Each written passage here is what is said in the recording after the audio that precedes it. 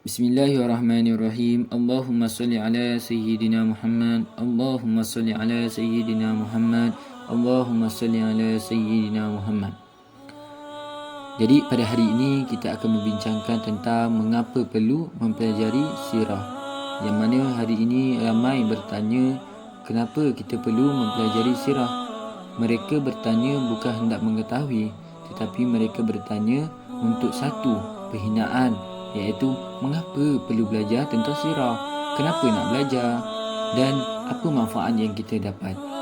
Bila ditanya kenapanya, mereka mengatakan yang mana zaman Rasulullah SAW berbeza dengan zaman kini, kerana zaman kini adalah zaman moden. Allahu Rabbi. Ketahuilah para sahabat, sirah Nabi Muhammad SAW ataupun Nabi-Nabi yang lainnya ialah satu perkara yang sangat penting untuk dipelajari. Dengan mempelajari ataupun membaca tentang sirah, kita akan mengenali Nabi kita dengan baik sekali. Sekaligus perkara ini kita memahami segala perlakuan Nabi kita dan sebagai sebab baginda SAW melakukan sesuatu perkara, yang mana kita akan bertambah cinta dengan Rasulullah SAW dan mendapat syafaat Rasulullah SAW. Ketahuilah, sekarang jika dihitungkan tahun, sudah 1400 lebih tahun Rasulullah SAW meninggalkan kita, dan tentunya berbagai-bagai fitnah dan cerita buruk ke atas Rasulullah SAW yang telah tersebar. Ini semua kerana tidak mahu mempelajari dan mengenali Rasulullah SAW yang lebih mendalam. Sebagai contoh yang kita boleh tengok hari ini, sebahagian orang Islam zaman kini mengatakan bahawa Rasulullah SAW berkahwin banyak kerana nafsu. Rasulullah SAW melakukan sesuatu perkara itu disebabkan nafsu, yang mana mengatakan Rasulullah SAW ketika kecil tidak dijaga oleh Allah. Ini sepatutnya muncul dari mulut orang bukan Islam sahaja. Akan tetapi ini perkara seperti ini telah muncul dari mulut orang Islam sendiri, yang kononnya berbicara seperti ia benar-benar mengenali Rasulullah SAW dan pernah seolah-olah bersahabat dengan baginda SAW.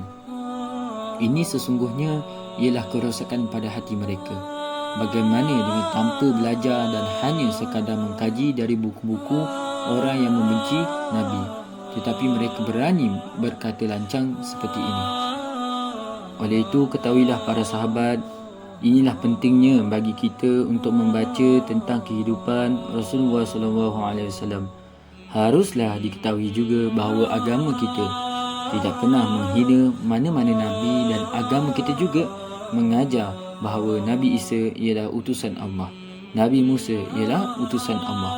Malah kita meyakini bahawa para Nabi itu ada 124,000 orang, dan tidak pernah kita mencela mana-mana Nabi.